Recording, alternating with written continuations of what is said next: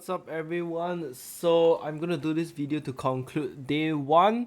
Yeah, just so my thought on the league. I think it's pretty cool. Like the league mechanic. What I do is after every act, I will just go into the Necropolis graveyard and use up all of the corpse to craft something. Okay, it's very good because it helps you to progress your X quite smoothly as well. And maybe you can be like my friend. He crafted some insane triple LE DPS bow or something like that along the way. Okay, I had another friend that actually crafted. I don't know. I think it's by pure luck. He crafted a minion wand, and it's quite an insane minion wand also. Like to help you progress your X, it has tons of damage and it's really very crazy. Okay, so as of now, I'm still trying to progress the Atlas, so I am not really playing around with all of the Necropolis stuff. Right. I've completed my X, of course. I'm level 77, just leveled. And I'm still halfway into doing white maps. Okay, I'm extremely slow this league. I am really just gonna chill the F out myself. I have not even bought all of my CLC items, even though that was originally my goal, but I don't think it's possible. So I'm just gonna create this video right now and give you guys an update on what I've done so far. Okay, so yep, I've only reached until tier 4 of the maps, and for the LS progression, I decided to try something very different. Okay, so what I did was I spec 4 points into June, and this is gonna help me gear up myself right after the X, because you're gonna get a lot of betrayal rare items and unveil items, and this is gonna help you 1 second guys. So yeah, this is gonna help you have a lot of easy rare items with life and resist, and you can just benchcraft the last one. Okay, but other than that, it's really very easy. It's really very easy. Just with these 4 nodes here, you have 40% chance to encounter June, and I will say almost every 2 maps you encounter it once. And on top of that, you can actually start to get your own unveil benchcrafts, right? So it's really good. I think everyone should just take this at the start. Okay, and the next thing I decided to do is I decided to straight rush into Blight. Okay, you did not hear me wrong. I did not take all of these notes where you have additional map drop chance. I went straight for Blight. So by taking Fungal Bloom and the small notes over here, I have 100% chance to get Blight. And I am still in the progress of getting this circle. And once I get this circle and of course Cassia's Pride over here, every map is gonna have Blight, and every map I am gonna have consistent amount of currency flowing in through me. Okay, so I think this is really very good, and on top of that, you get lots of other staple currencies as well. Maps, you get a lot of maps also, but even though they might not be connected, I think it's actually a very interesting choice that I'm trying out right now. I do not. I will say do this at your own risk. Okay, I'm really literally risking this Atlas progression from my different usual route, right? But what I can say, right, is so far it is really good.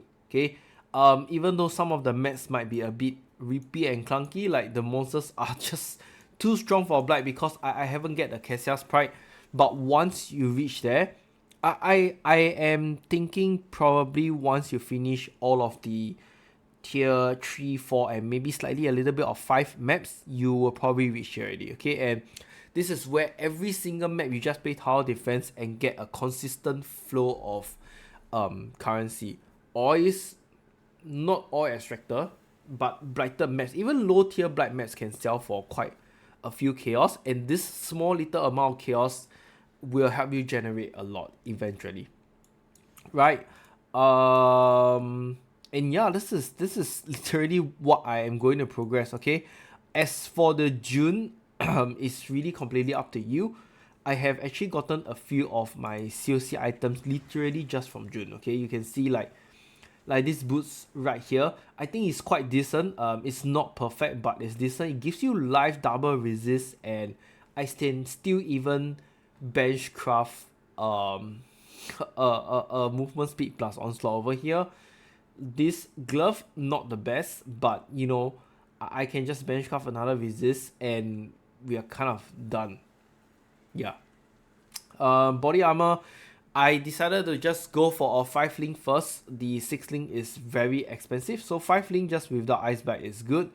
And for the belt, I am still not sure about it. Okay, I might just buy off one from the market. And I actually gotten my first cosplay already. I snatched this off at I think 8C or something like that. Yeah. The other one I'm just gonna probably buy at the cheapest. Not really extremely important. And thanks to a friend that actually didn't need this gem, he kind of like donated to me. Thank you, Hada. Let me just have a quick look at how much this gem is, okay? Because the hype is so real from Ice Nova, like I don't know. When the first time I saw it, I was like, holy shit. It's so expensive. Like it was like 20C. There we go. It bumped up to 20C again. The hype is so real, okay? Like I cannot even imagine myself buying this gem at 20C when I was like what 2C last league or even 1C. Yeah, it's just the streamers are hyping it and everyone is just trying to play it. I mean, it's not wrong because it's a different playstyle now from your usual you know what, ballistic, EA totems, righteous fire, what else there, tornado shock, toxic rain. Yeah, this is something new and different, and I think everyone just want to try out. Feedback from some of them is very clunky, is not very smooth, but it gets the job done. Okay, it's not fast, but it gets the job done. Okay, and actually I wanted to play that build, but after seeing how the gem scales, and I decided to just go with wintertide brand. Okay, even as of now, I'm still playing wintertide brand, but I do not have a update POB yet, but I will post it right after this video. Okay, so for those of you that want to know the updated POB, I'm going to go through with you right now, and you can check that out from my Google spreadsheet on the updated wintertide brand. Okay, it's a very weird combination, but I would say it's just the skill that is strong. It's not about your class ascendancy. The skill is just extremely strong early game. Right, let's get into it. Alright, so here's the updated wintertide brand leveling tree. This is the level 81, and I'm just gonna quickly briefly go through with you. Alright, so from Act 1, Act 1 is very simple. You just take the elemental damage and the ES plus damage nodes here, and then you're gonna want to spec down to Soul Siphon first, so that every time you kill enemy, you regain back the mana. It's gonna make your life so much easier. And just spec down into Blood Siphon, coordination, and take the damage over time. Once you're in Act 2, you just take this whole entire damage over time and just start moving across. Okay, all the way here, you pretty much will have the same amount of damage. Everything is just scaling level. And then over here, Arcanist Domineer, we have a little bit more damage. Alright, once you reach Act 3, you are going to start to get Rune Binder and Rune Smith ASAP as soon as possible, because what? There's a strong part about wintertide brand, right? Is every time it detach and attach again, it emits kind of like a cold chilling ground on the floor, and it does a ton of damage. Okay, and this is where brands attach to a new enemy each time they activate no more than once every 0.3 seconds. Every time you see a pack of monsters pop, just put one wintertide brand down and start walking. Everything around where you put the wintertide brand will die. Okay, and the rune binder is literally more for like very tanky rare monsters and boss, you can have 3 attached to them and they will also die really very fast. Okay, so this is after you have taken this portion over here, this is where you're gonna see Wintertide brand just at its best. Okay, it's just so good. Click go. There's really nothing else you need to do. It's literally a one button build. Okay, and afterwards Act 4 I will just suggest to take downwards towards here. This Light of Divinity and Holy Dominion is just, it's just too good to ignore with the life here. Okay, just too much to gain. And then of course I will actually take Frostwalker over here, but if you do not want, you can just remove it. It's just 2 note anyway. It gives you resist, cold damage, and of course cast speed as well. Cast speed affects how much your Wintertide brand will activate. Alright, and then just 2 points over here. Why? Because Act 5 we are just going to spec all the way to the additional curse. When you have gotten this, you can start to use double curse, and the double curse will be frostbite plus punishment. Okay, I'll explain that later. And yeah, with that, the rest of them you can just follow the rest of my skill tree.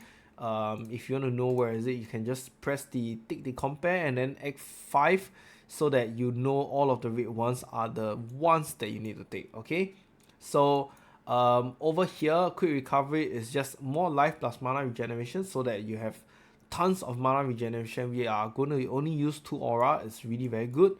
Over here, practical application, just literally for the elemental resistance and stats. Okay, 20 strength and dex is a lot for like just 2 nodes. Okay, and then moving on, we are going to spec into, okay, I will suggest when you have reached Act 6, start to take Return in Blood and Season of Ice first. Alright, then afterwards you can slowly take the life nodes here, and what I will do, right, is I will start to slowly add in spell suppression already. So that's why you have the full circle here of Instinct. Chance to suppress spell damage is lucky, and then you start to go downwards here to take Inverterate. Okay, with these 2, right, and of course this Mastery as well, where you have phasing, you're gonna get 85% spell suppression. Okay, and oh, I forgot. Okay, I forgotten to change the flask. Give me a second. You should reach around 95%. Okay, it's really more than enough. Okay, and then afterwards just take more damage over here. Take more life from Blood Drinker here, and you'll probably finish. Just follow my level 73. Once you have finished the X, you know, you should just straight go to mapping. Okay, and when you go to mapping, you'll start to respec a little bit, and this is where you follow the level 73, and then along the way, when you're farming for better gears for your next upgrade or build, there's a level 83 for you to spec more life and more damage as well. Okay, on to the skill first. This is a 4-link or 6-link Wintertide brand. It really depends on what you actually have. So the first 4-link that is most important is of course here, and then Inspiration and Hypothermia is like the next follow-up. Right, for curse, use Bane. Okay, Bane is basically a 1-button I don't know, chaos skill that has such a large AoE, right? When you cast this skill, it will deal chaos damage over time. On top of that, you will also apply hex, whichever hex that's supported to it. So for here is Frostbite and Punishment. Basically, Bane will apply Frostbite and Punishment while dealing chaos damage over time also. So this is really very good. Okay. Next will be the automation. Automation is not included here yet, so I'm just gonna put here automation guard skill. Okay, maybe I'll put guard skill, much easier to understand. And of course we're gonna use Steel Skin so that we are immunity to bleed, and we have a lot of life you can take from this buff first. Call to Arms is the new skill as well. It's the new automation skill for Cry. Okay, and I will say this is a super lifesaver. This is really super good.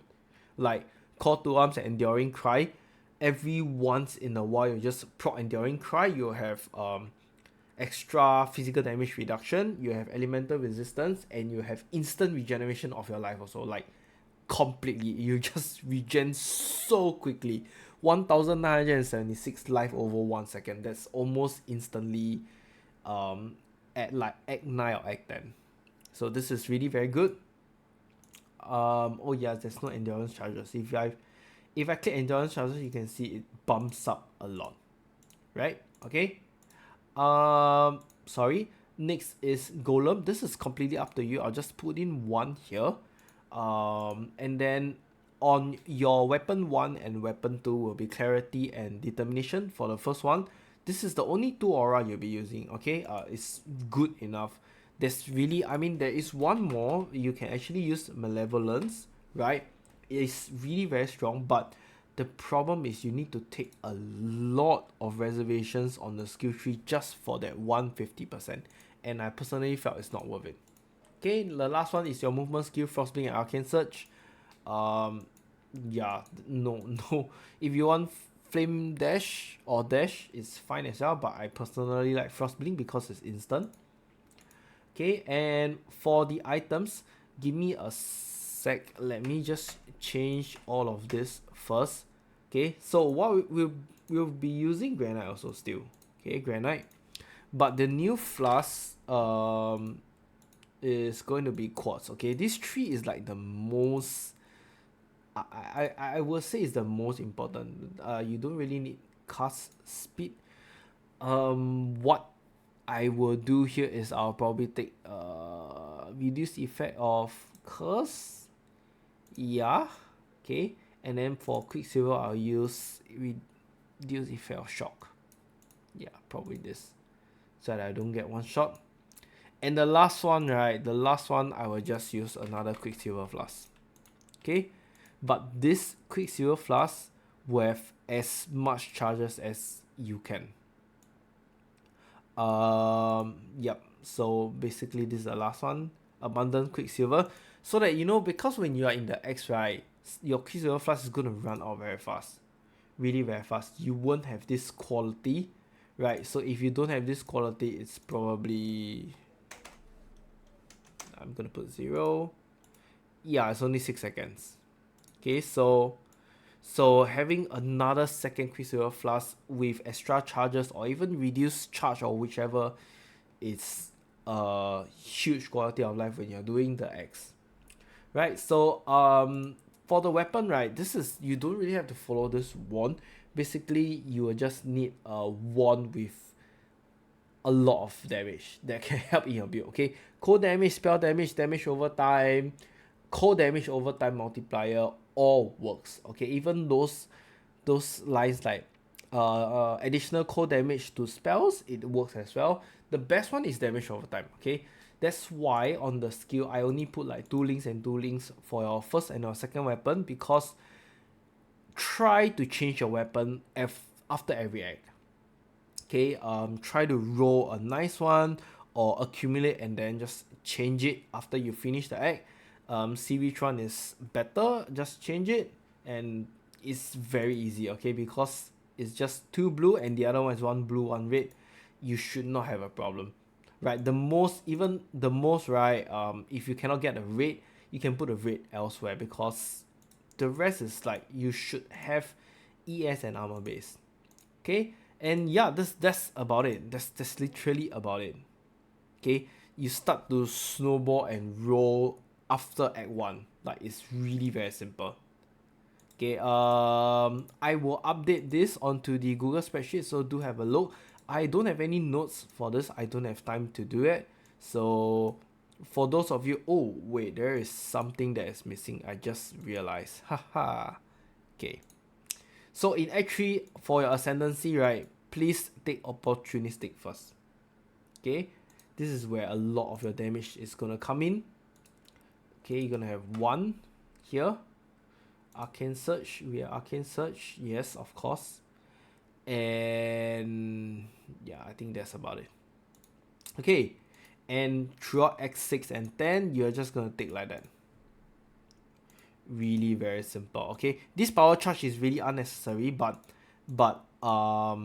before you kill Kitava in Act 10, supposedly you want to do Merc lab first. Okay, so the third lab, so that you won't have the negative resistance that will be harder to do after that.